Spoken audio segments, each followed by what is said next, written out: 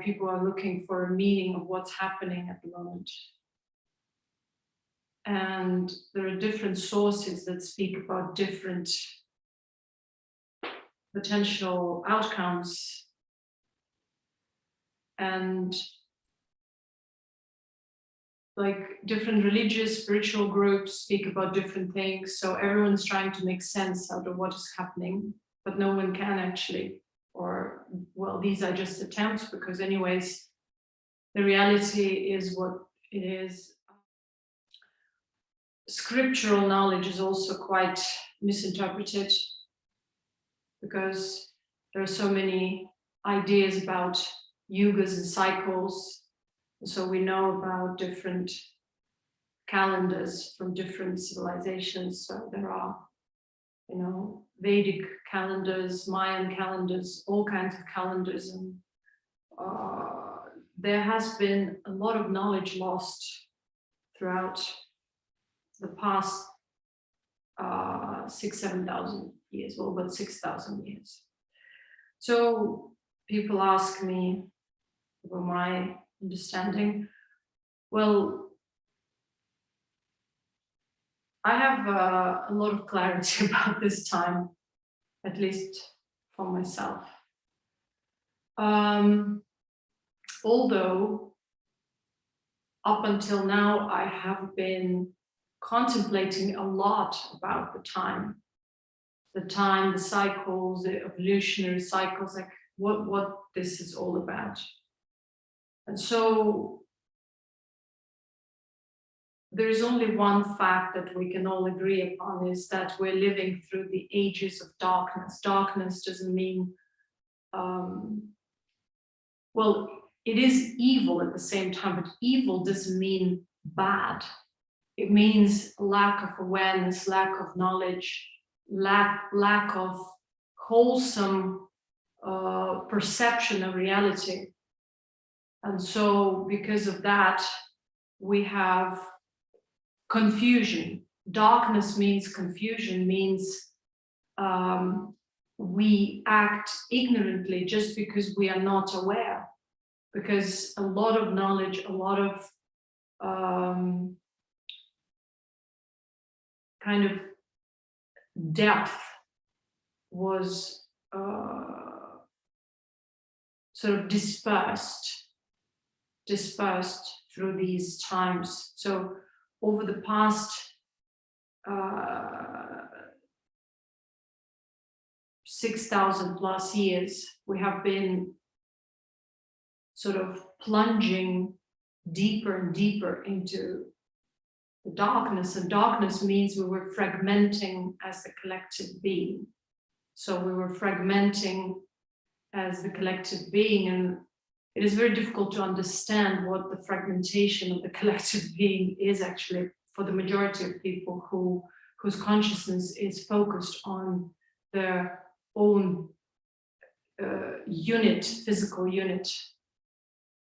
So that's why also we cannot understand scriptures, we cannot understand all these ancient technologies that are just hidden in the plain sight. They're just in front of us, yet we can't decipher them, we can't make up what these things are and what they were for, because we don't have knowledge about the subtle dimension of our existence. So when we speak about higher yugas or higher eras, right, evolved meaning, evolved eras, we mean, or we should understand that the level of awareness and also the perception of the self is not solely physical.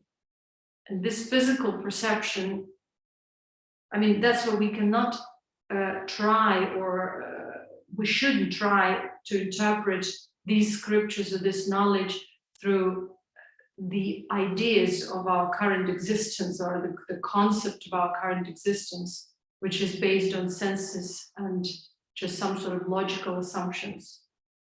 Because if we do try, we at some point we fail and we start imagining, we start hallucinating, we start creating new concepts.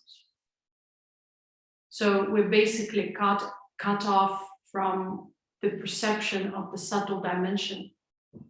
And because of that, we cannot understand what the technology, let's say, or advancement could be in more evolved eras. Like we believe that our engines, our technology uses one source of energy and maybe transmutes and produces some kind of movement or something like this. This is our logical technology, the technology that we assume should exist, because if you transmute one element into the other, or you use one source of energy and transmute it into movement, this is technology. But in other eras, in the times when we were evolved, meaning we had uninterrupted awareness of our subtle being, which is more collective, sort of, it's a cluster of consciousness, you would say. So in those times, that subtle dimension would be a part of any, and the subtle dimension, again, it has become subtle simply because at this point we lost our ability to perceive it. If we had that ability to perceive it, it would be as physical as our current dimension. We still do exist on that dimension, but it has become sort of a separate, it has become our dream. So from the beginning of each cycle, the soul is collective. The consciousness is collective, and then it starts the process of dispersion, because the purpose is to understand manifestation within this particular cluster of consciousness that is streaming into that manifestation. So through different kalpas, different streams of consciousness are streaming here. There are different cycles, different types of consciousness choose to have this experience. The experience of a cycle means consciousness experiences the process of dispersion or fragmentation, you may say, until it hits the bottom, where it's completely dispersed through the matter. And even though it's not aware of its higher existence, it might know intellectually. It might still have that intellectual remembrance or link with the higher dimension. Or it says, I'm connected with the source or something. It's still very, very limited awareness. And this is the bottom. Once it stops dispersion, fragmentation means it starts creating different identities. It starts exploring these different identities. There's different emotional states. And on one hand, it looks like, why do we have to go through this? Well, through this dispersion, we can understand that there are various possibilities within the matter. There are various possibilities of existence, of perception, of understanding, you see? So we have this experience as a collective, but through this experience of the dispersion, we forget our essence. And so neither of these cycles is bad, meaning the down cycle or the up cycle. It's just what it is. Through each cycle, we learn. We learn to exist as many. We learn to exist as exalted variations of different states, emotionals, that we learn to disperse and understand ourselves on the elemental level. And then, when we hit the bottom of that, we realize that we're cut off. Our lifespan has decreased. So what are we looking for? We're looking for unity, union. That's why there's this whole understanding of yoga. yoga exists beyond our cycle. It has been there for eons, you know. Yoga means that the soul longs for unity. Now, how do we experience? We actually never disconnect from the source completely. We cannot. We become ignorant about that. That's where we become unaware about our deep sleep state, for example. We are not aware during the deep sleep. We're there. We may experience glimpses of the higher reality where we just stop for a second. But it doesn't last long. And we go on about our lives. But so that connection is always there. And in this day and age we're living in, we usually call it love. This is something that is always there, and it has been throughout times, throughout these dark times. It has been always there. And this is this longing for unity, for unification with the collective. So this pain, mostly people, of course, there are different types of suffering, but the deepest type of suffering is subtle. It's the suffering of being isolated, the being separated. But then people talk about separation, duality, singularity, but they don't really understand what that is. It's very simple.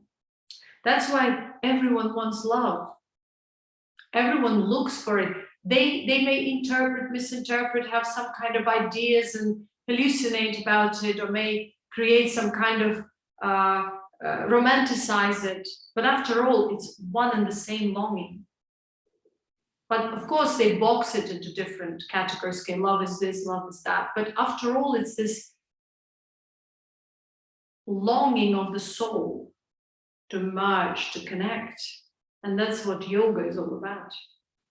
But many people don't understand. They think that yoga is something you have to do something about it. You have to force yourself. You have to exhaust yourself or exert in some kind of spiritual action. No, it's about understanding your being. And so yoga is about different levels of merging and unification, where we realize, first of all, that we're disconnected. And we realize what keeps us disconnected, which is our traumatic experience, impressions that we keep on hovering in our consciousness on and on, that we keep on living through, our stories, our concepts, our ideologies, our whatnot, philosophies, our bogus and unnatural spirituality.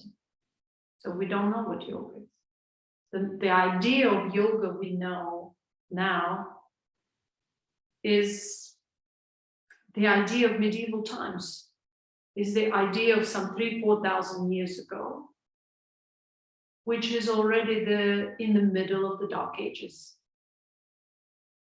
where it had to be dispersed, it had to be categorized, it had to be put into some kind of streams of thought, not actual experience, and many people also think that because the knowledge was recorded, it seemed to be like an advancement. On the contrary, it didn't need to be recorded because it was a part of our natural being. It was the part of our organic existence. But then when it needed to be recorded, when it needed to be transmitted and passed on and preserved through that transmission and words and all, then it's already a sign that we're degrading, we're dispersing. And degradation means that we lose the ability to live spontaneously and to just leave that experience and move on to a new moment. That's what degradation means. We start creating a logical assumption, a chain of events in our head. And we are holding on to the past, keeping on to this, or keeping on dragging this past with us along through the cycles of incarnation. So, and because we're not in a collective being, our bodies become smaller. Our lifespan becomes smaller because we don't have enough energy, the subtle energy, to keep this, to hold this physical experience for longer. So through the times of degradation, our size declines. We're not able to absorb the radiation of the sun the same way, the radiation of the stars, the cosmos. Also, the earth undergoes alterations through which we are not able to perceive that, or are not able to be connected with, we kind of disconnect from the idea that we're a part of this ecosystem. I mean, I could go into details, but this is just the general idea. What takes place usually in the down cycle. And then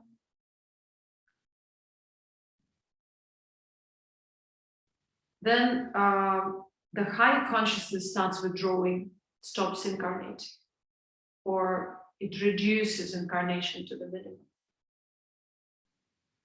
And so a more dispersed consciousness, a consciousness that longs for the experience of deeper and kind of deeper fragmentation, takes birth. For example, they create some ideals. So these ideals drive them into more and more dispersion through incarnation. They put some exalted emotions on a pedestal and they want to experience them more and more. Or they want to have different experiences. Today they are incarnated as females, tomorrow as males. They want to have different experiences. Today they incarnate as a soul of this tribe, and in some several hundred years they want to experience the other side. They want to experience different continents, life in different continents. So this longing, this curiosity pushes people, not people's souls, to continue dispersing. And then unfortunately they lose themselves through dispersion because the time, not the time, but it's the down cycle.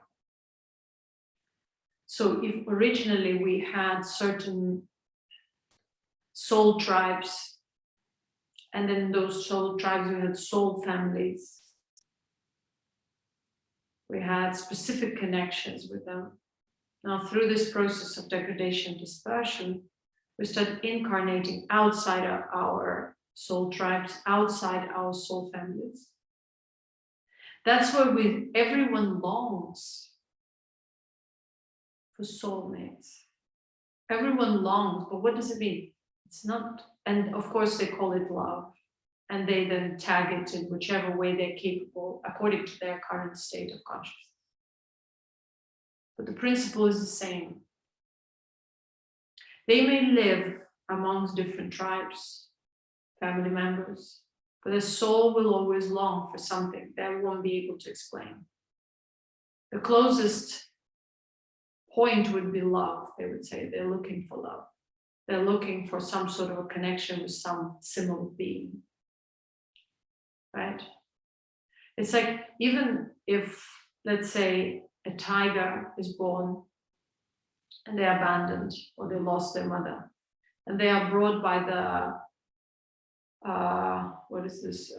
a pack of wolves, and they'll be very friendly, they'll be very happy, they'll support each other. The tiger might even start associating with the wolves,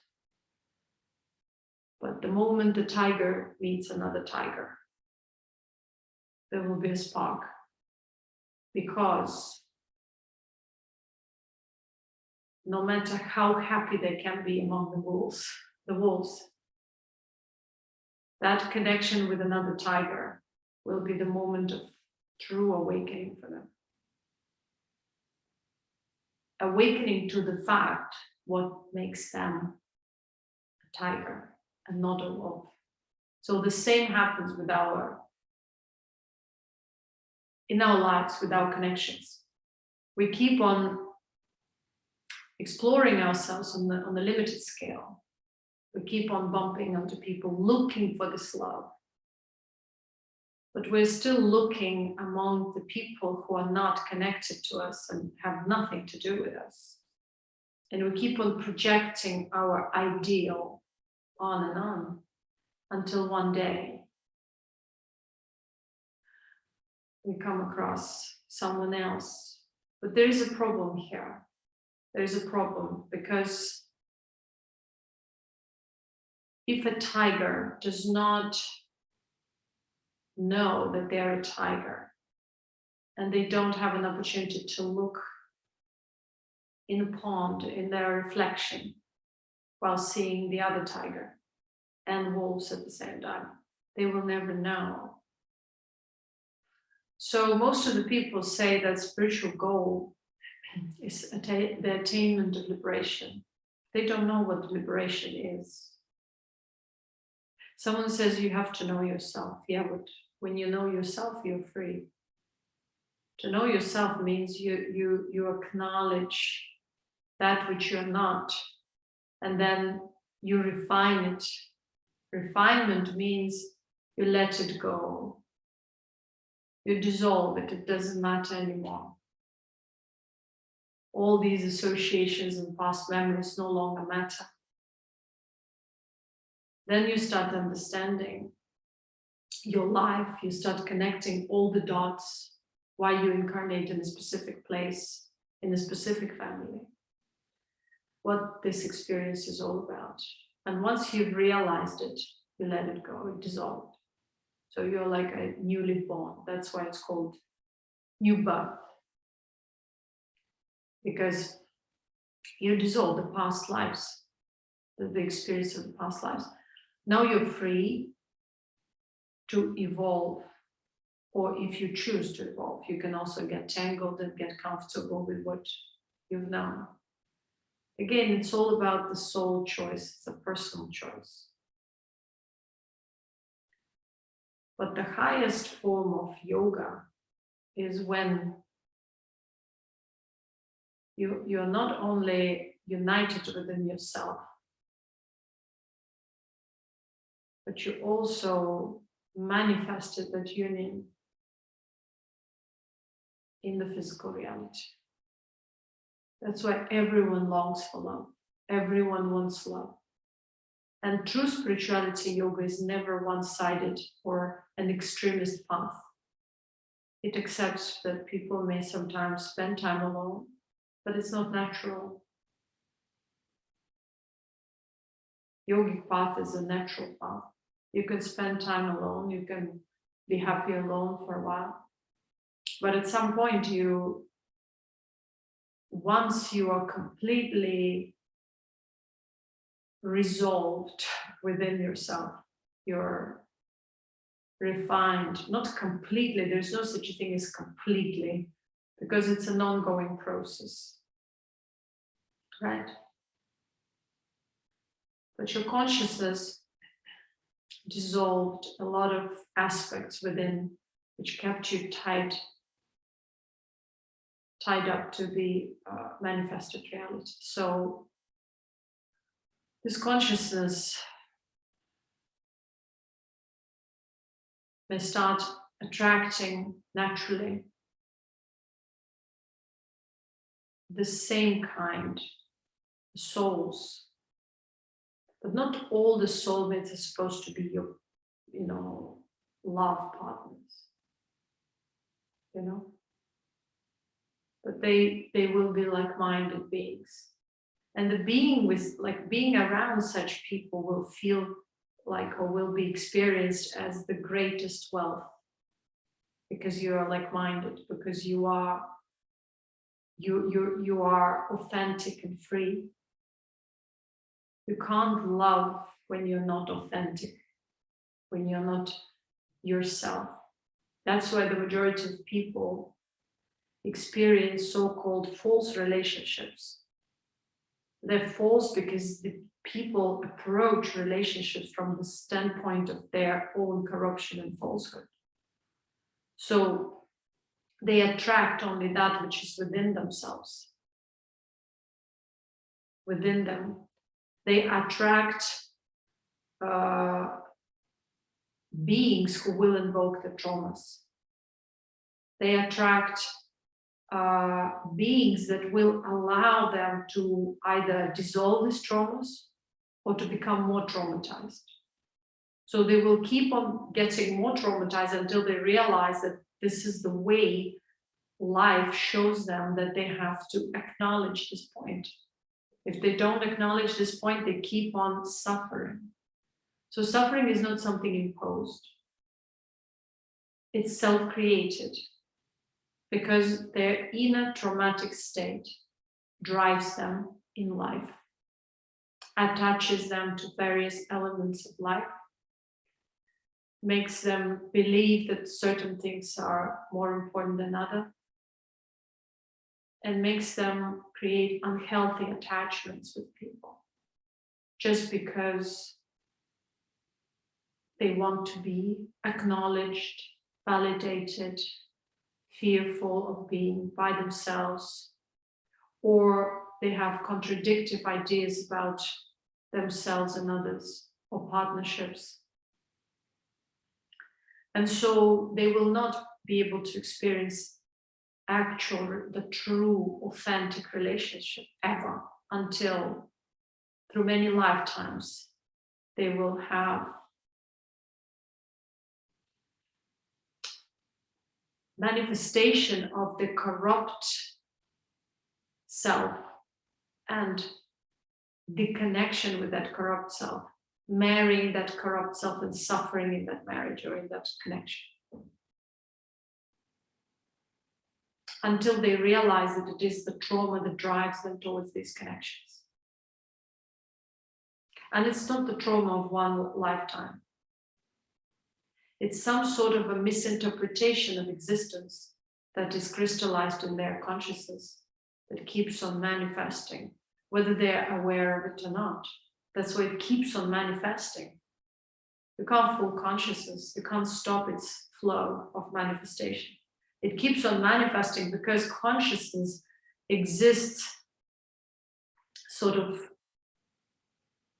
within the body, but also independent of or on its own as a part of the collective. And so its main kind of natural way of existence is through the manifestation of that which it does no longer needs, that which is creating a sense of longing, suffering, and separation within it. So it longs for unity, consciousness longs for unity.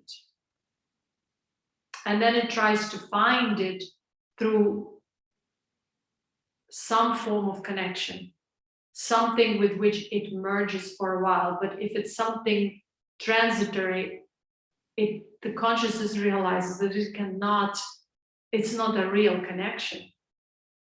Whether you merge with your work or whether you merge with some idea, sooner or later you will become discouraged. You will realize it's limited. So the point of yoga is to unlimit, to initiate the process of dissolving limitations within oneself. And so now the times we're living in, people are expecting some sort of a judgment day to arrive. Well, the judgment day has arrived like a bit over this 6,000 years ago. It has arrived and has been here for over 6,000 years. And now we are, and people created this ideas that there will be saviors coming and someone will save them. Well, throughout this time, we learned the dispersion. We have acted upon this dispersion, and we're reaping the results of this dispersion. We realize that our ideas, our thoughts, our emotions shape the reality, the physical reality. So awareness, or becoming aware, or becoming awakened, means to first of all see how the thoughts, the emotions, the subtle dimension of the collective consciousness and the individual consciousness shapes the physical reality or the physical circumstances. Our soul choice shapes our further stream. Or if something happens in our lives, it corrupts our stream. And we call this corruption trauma. Through the dispersion, through the corruption, we create false identities. We create false paths for ourselves. That's what we disperse within ourselves, we disperse on the collective level. And so through this dispersion, we lose contact with the higher being. And because of that, we create kind of higher being out of the subtle dimension. What I mean by that is we create gods, we create demons, we create different kind of exalted beings for ourselves. And we feed them with our energy, with our own personal consciousness. So the judgment day has arrived long ago, and we have been living through it. We have judged ourselves, we have condemned ourselves, we have punished ourselves, and this is the time to realize it. We know through Vedic cycles or other cycles of previous civilizations that there is the actual cycle and there is the transitory moment. So people are not aware of when the transitory moment comes, when the end of cycle comes. Well, we are at the very, very end of the cycle and its transitory period afterwards. So in the next 5 to 6 years, there will be a lot of changes. And there's no such a thing as doomsday, because the creation cannot be completely destroyed. There's no such a thing as annihilation of the entire civilization or something like that. But there will be a lot of cataclysms. There will be, in certain areas, there will be a lot of cataclysms, a lot of natural disasters, mostly around the Pacific area, Southeast Asia, Asia in general. And there will be a lot of various, again, created by the ruling forces. So now in the age of darkness, the ruling force is dark. What is also darkness? Darkness means self-service, service to oneself, service to a limited group, hierarchy. That is darkness. Because evolution means collective conscious cluster. Devolution means hierarchy, inequality, dispersion. So whoever rules this time, that part of consciousness, once withdrawing, will take all that which resonates with it along with it. So even though it's going, it will make sure it takes whatever belongs to it with it, and even more. So it means that there will be newly created pandemics, viruses, bacteria, all of a sudden unknown before diseases. And so being in fear, those who succumb to fear, succumb to these events in a fearful way, will be claimed by this force. And it's all on a subtle level. Some of us are aware that we are much more than just the physical body, that we're beyond the physical body. Now, we have a subtle body. Many people don't believe in it. They follow some other ideas, spiritual ideas or religious ideas. It's all right. You can't take away certain facts that exist there once you have that awareness. So we exist on subtler dimensions, whether we're aware of it or not. So our physical is connected to the subtle through our crown, through the chamber, which includes our upper glands, thalamus, hypothalamus, right? So that's our, you may say, spiritual center, because spiritual means it ignites breath, and when the breath is withheld, not withheld by force, but once we withdraw, there is subtle breath. Once we exist in the subtle dimension, or we temporarily exist there, or we do something through the subtle. So this center governs our existence. These are different modes of consciousness. When consciousness exists on the subtle level, or it's more aware of the subtle, the physical breath subsides, and it's called subtle breath. When someone is really aware of the subtle being, their yoga cannot be about the body only. And the body is just a fruit. It's the result of that subtle existence. So the existence in the subtle body, or the existence, the awareness of that, subsides the physical breath. That's why consciousness exists on a subtle mode, and this is called Vasi or Pranayam. When and it's not a control of prana, which became known as later on. It's the actual subtle existence where one is aware of one's subtle being, and it operates in a certain way.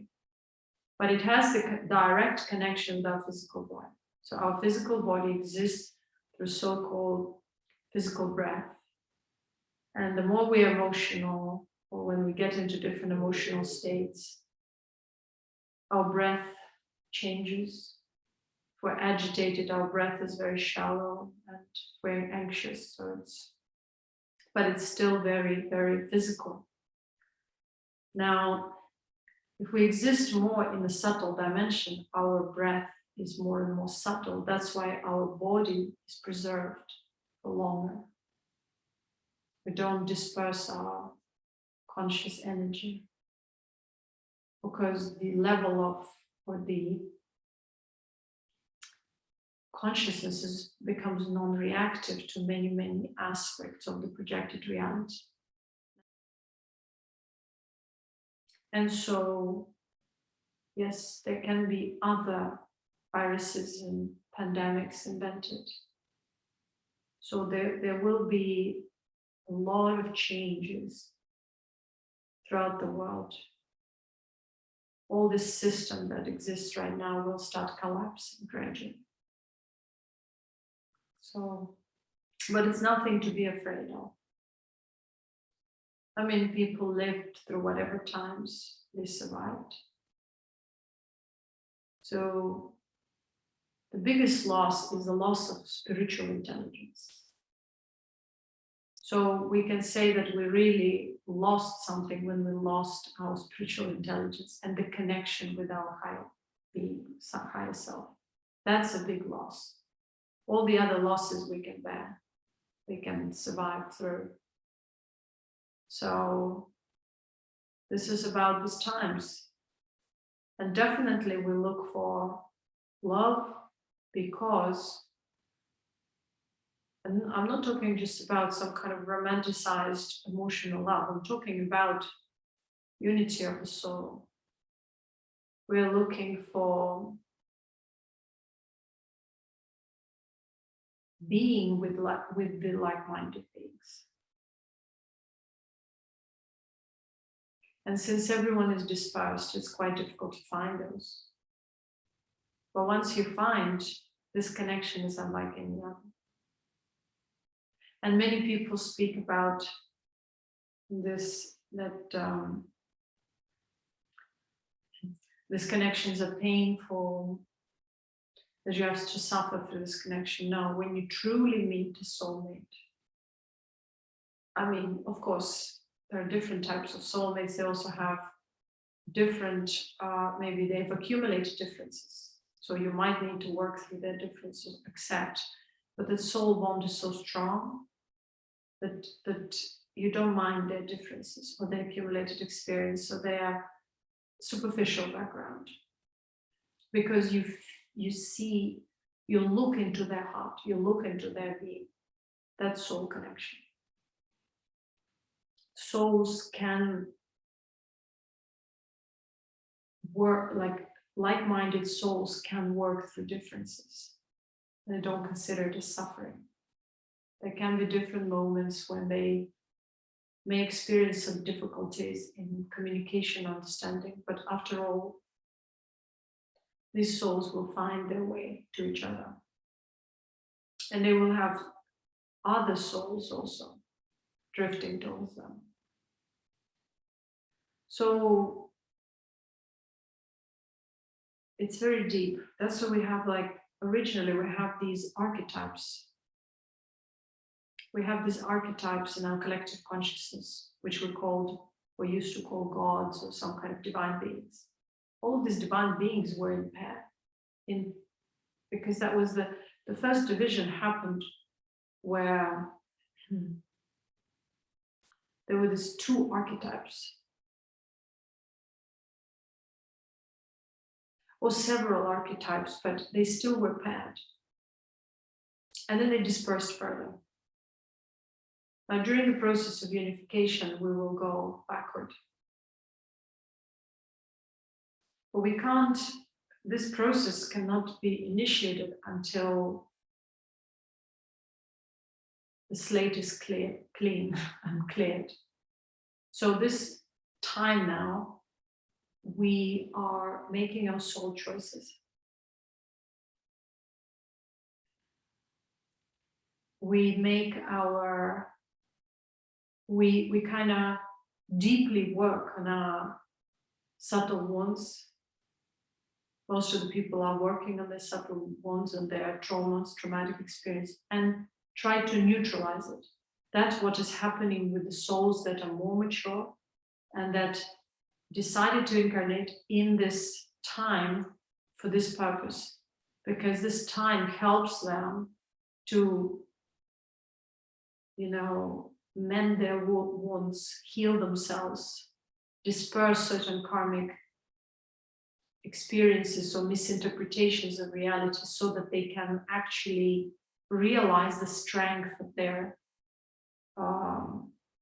individual soul, as well as the power of the collective existence.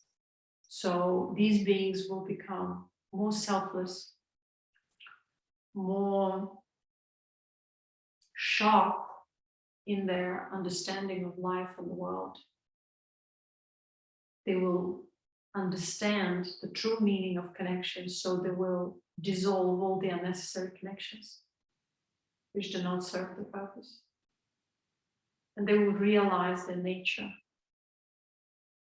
or their essence as a soul, and they will realize their frequency as a part of the collective cluster to which they belonged before in the past. So that realization alone will help them to eventually become a part of the next cycle.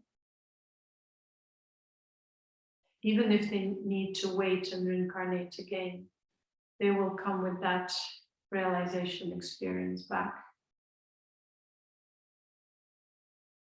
All the other souls will just merge with the currently existing vibration dimension. They will stay there. They'll be consumed by that ruling force, you know.